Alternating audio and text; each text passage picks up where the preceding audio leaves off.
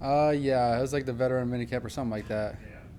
What was that experience? I know it was short, but well, otherwise, what was that experience like? And did you leave thinking that you might come back 3 months later? Yeah, it was a fun experience.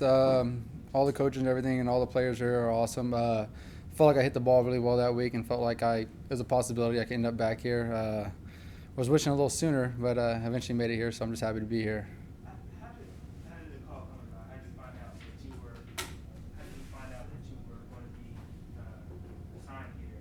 And what was the process like? Did you get on a plane immediately? What was that like? A little chaotic, to be honest. So yesterday morning, woke up. It was an off day for the line, so just woke up. Thought it was gonna be a regular day. Got a call, got claimed here, so just had to pack up, hop on a flight, and then landed last night. So pretty quick turnaround. Was that a call from your agent?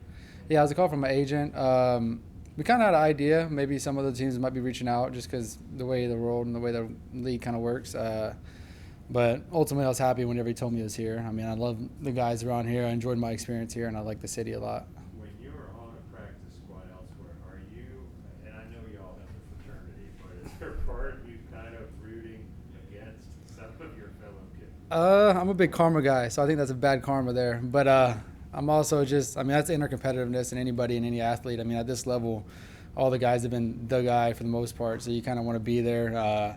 But I think it just more so like helps you get better as a player. I mean, competing against the best is a way to get better. So you just try to embrace it and just go from there. What impressions were you left with the other specialists, in the operation, JJ and Joe, as far as what did you take away from that experience?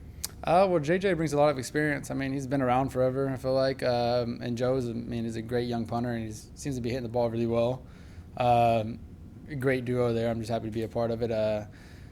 Throughout the mini camp when I was here last time, they did a good job with everything. And when I came back this time, it was just more of the same, just right back to work. Is there any sense of pressure? I mean, they kind of keep changing the kicker position, as you're well aware of. Do you approach this with that there's some sort of pressure on you? No pressure on me. I feel like I'm just trying to embrace it and enjoy the opportunity. Have they shared with you, or do you know about what made you the guy for this position right now at this time? Pardon me? Have they shared with you about why you're the guy for this position right now, or do you have ideas about? I don't really ask too many of those questions. I'm just happy to be here.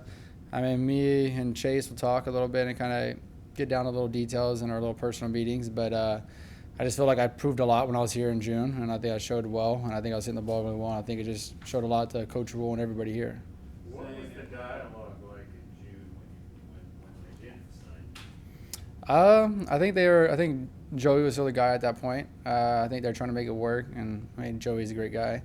Didn't really work out, so I think eventually it just kind of came back full circle.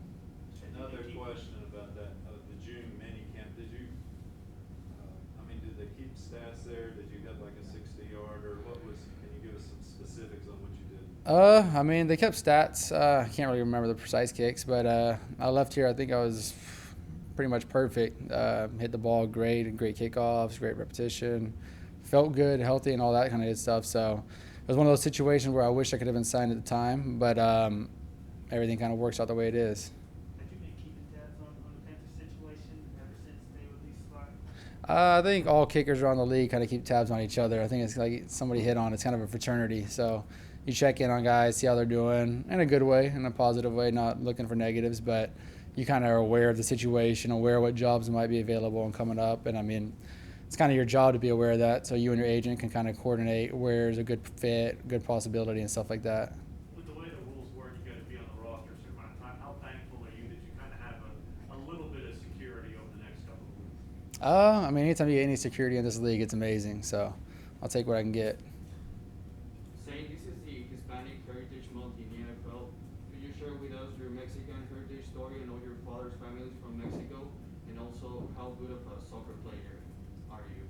I mean, I think I'm like one of the greatest soccer players, but I don't think that's the truth. I was pretty good growing up, though, in high school. Played my whole life, and until I was 18, left for college. My dad's family is based out of Tampico, but we just did a 23andMe, and it had us in a different part of Mexico. So we'll see how that works out. But my dad used to spend his summers down there, and that's kind of why he speaks it, reads it, writes it. Very common with the language, and he kind of shared a lot of it with us growing up, me and my brother and sister. But never really taught us the language, which kind of stinks. And then I kind of got stuck with the light complexion.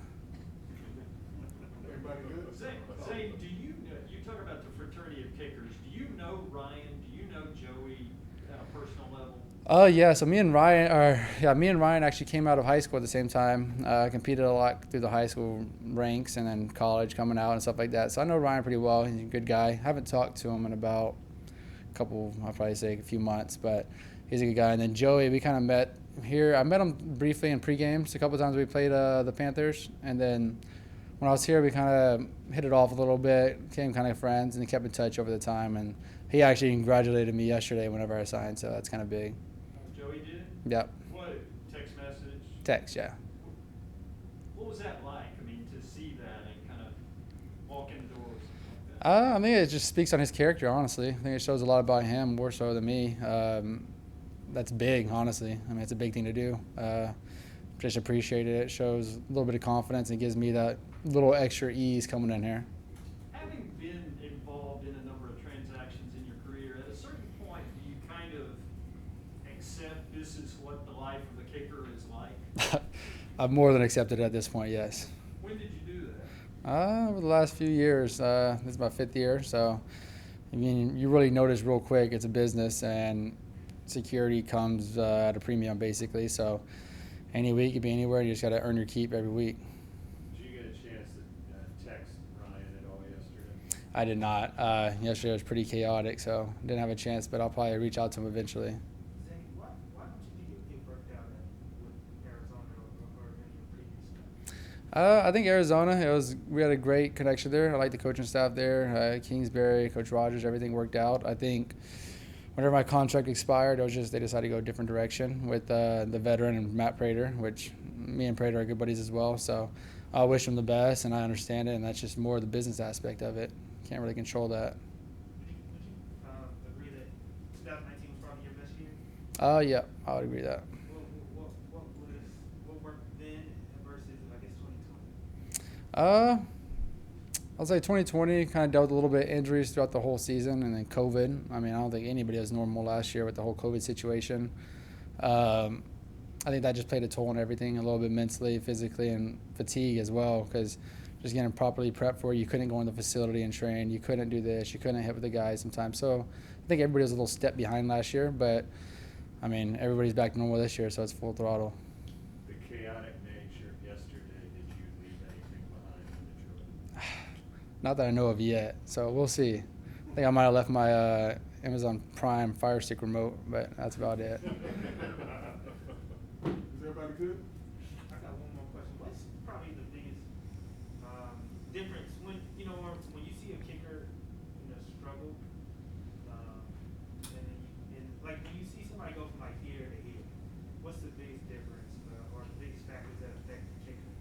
Everybody's different. I can't speak on anybody else. I mean, you go through slumps just like anybody in any career. It's going to be some down times, there's going to be some up times. You just got to figure out a way to get through it. And the guys that get through them the best are the guys that stick around for a while. So